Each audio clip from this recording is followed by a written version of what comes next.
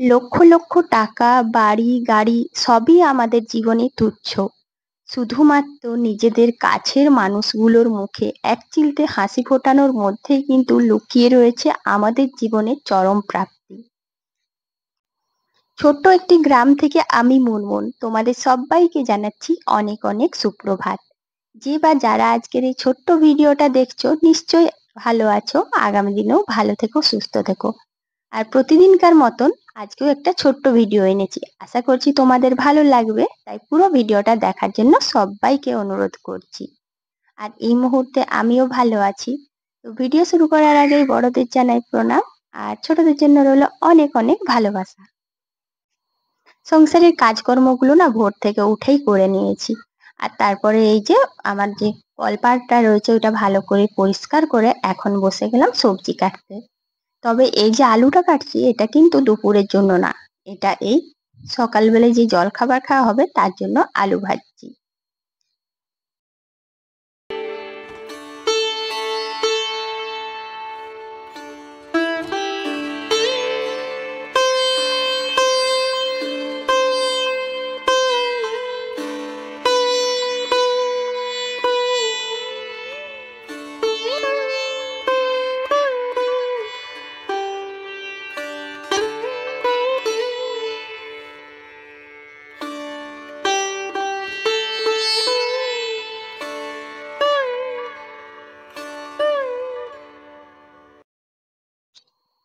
জানো তো আমাদের এই সংসার জীবনে বিশেষ করে একটা মেয়ের বিবাহিত জীবনে সে সব থেকে বেশি এটাই আশা করে যে তার যেন লক্ষ লক্ষ টাকা, বাড়ি, গাড়ি এসবের থেকে তার কাছে সবচেয়ে বড় যে দামি জিনিস সেটা যেন সে পায়।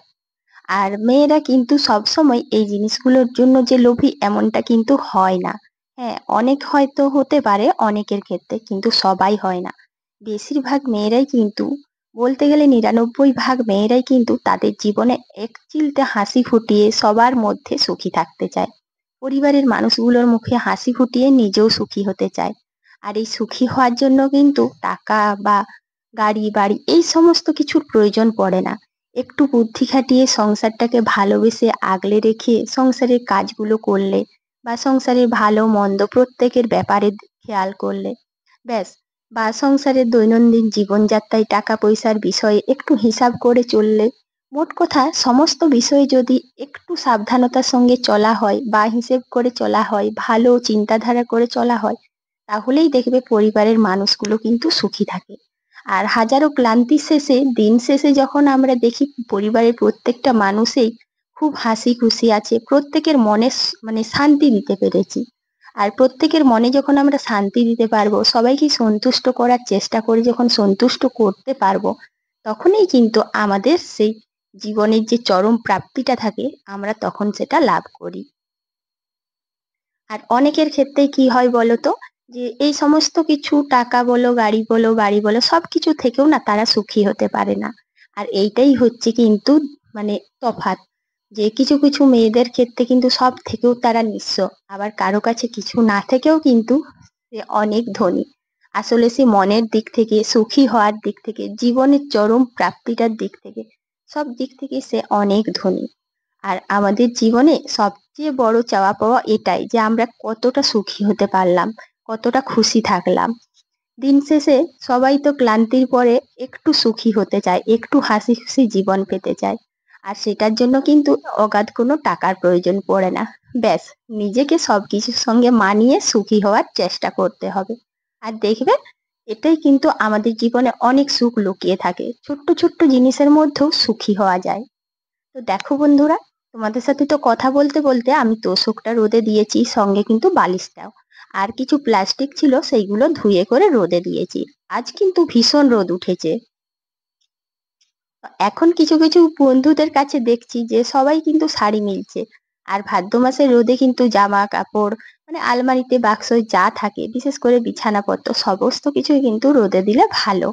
আর আমার জানো তো এই বিছানাগুলো মাঝে মাঝে রোদে দেওয়া হচ্ছে, কিন্তু আলমারি থেকে আর শাড়ি দেওয়া হচ্ছে না।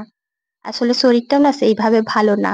আর আমাদের বাড়ির থেকে যেখানটায় রোদটা ধরো, ওই যে এত বড় মাঠটা, ওখানে দিতে না অনেকটাই টাইম লাগছে, আর কদিন ধরে একটু অসুস্থ বলে দেওয়া হয়নি। তো এখন দেখো একটু তাড়াতাড়ি রান্না করছি। অন্যদিন কি করি, সংসারের সমস্ত কাজকর্ম করতে করতে বেলা হয়, তারপর স্নান করে করি। আর আজ কিন্তু এই যে জামা কাপড় পাল্টে সংসারের কাজকর্ম করে একেবারে মুড়ি খাবার জন্য যে আলুটা ভাজলাম তার সঙ্গে রান্না করছি। আজকে রান্নাতে করছি ঝিঙে, কুমড়ো ডাঁটা, আলু পোস্ত। আর ওই যে কুমড়ো ডাঁটা শাকটা ছিল সেটাও ভাজা করছি। সবার শেষে একটু ডিম সেদ্ধ করতে দিচ্ছি। আজকে একটু তাড়াতাড়ি রান্না করার জন্য না একটা উদ্দেশ্য আছে, সেটা তোমাদের বলেই দিই। আসলে কাল থেকে বাথরুমে ব্লিচিং ভিজিয়ে রেখেছি, আর জানো শ্যাওলা এত হয়েছে, ওই জন্য ভাবলাম আজকে ব্লিচিং দিই। আর কলপাড়ও কিন্তু দিয়েছিলাম, তবে সেটা তোমাদের সাথে শেয়ার হয়নি, কলপাড়টা পরিষ্কার হয়ে গিয়েছে। আসলে বাথরুমগুলো বা কলপাড়গুলো যেগুলো শ্যাওলা হয়, আমরা যতটা কষ্ট করে পরিষ্কার করি ব্লিচিং দিলে অনেকটাই সহজ হয়। সেই জন্যই ভাবছি সংসারের সমস্ত কাজ করে শেষে বাথরুমটা পরিষ্কার করব। আর এদিকে জানো তো অনেক জামা কাপড় ছিল যেগুলো শুকনো হয়ে গিয়েছে, আর তাই জানো সেইগুলো আমি ভালো করে ওলট পালট করে দিলাম, কিছু নিয়েও এলাম। আসলে কি বলো না, বৃষ্টির তো কোনো ঠিক ঠিকানা নেই, হঠাৎ বাথরুমে কাজ করব যখন, মানে পরিষ্কার করার সময় দেখবে বৃষ্টি এলো, তখন তো আর যে জামা কাপড় গুলো তুলে আনা যায় না। তো এখন দেখলাম যে না, আজকে তো ঘরও মোছা হয়নি।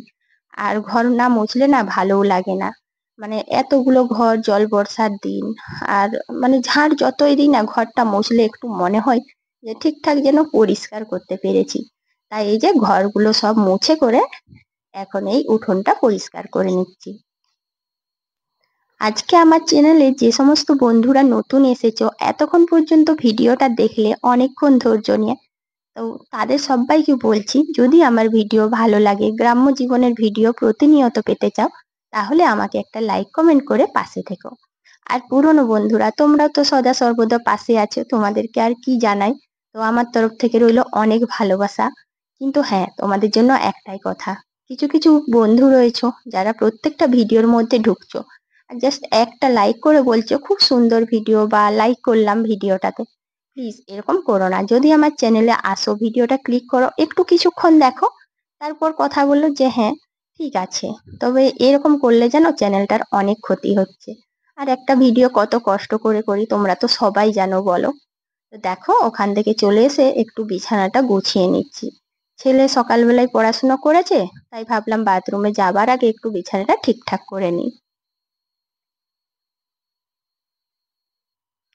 তারপর দুপুরবেলায় বাথরুম পরিষ্কার করা, খাওয়া দাওয়া, জামা কাপড় গোছানো, সংসারের যাবতীয় কাজ একটা গৃহিণীর জন্য যা যা থাকে সব করে নিয়েছিলাম। দুপুরে একটু ছেলেকে নিয়ে ঘুম পাড়িয়েছিলাম আর নিজেও বিশ্রাম নিলাম।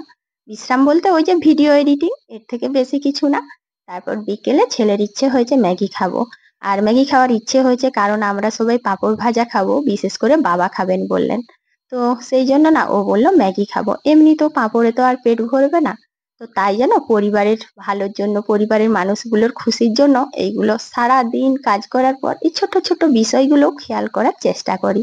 তো এইভাবেই জানো তো আমরা সবাই হাসি খুশি থাকি, আর এটাই কিন্তু আমাদের জীবনের চরম প্রাপ্তি।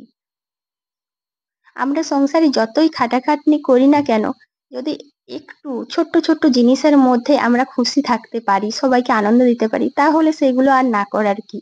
তো দেখো এখন সবার জন্য একটু চা বানিয়ে নিচ্ছি। তো বন্ধুরা, আজকের এই ছোট্ট ভিডিওটা কেমন লাগলো তোমাদের অবশ্যই কিন্তু কমেন্ট করে জানাবে। আর সবাইকে জানাচ্ছি শুভ বিকেল, কারণ এখন বিকেল বেলায় চা করছি। আজ এখানেই শেষ করছি, কাল আবার একটা ছোট্ট ভিডিও নিয়ে তোমাদের সাথে দেখা হবে।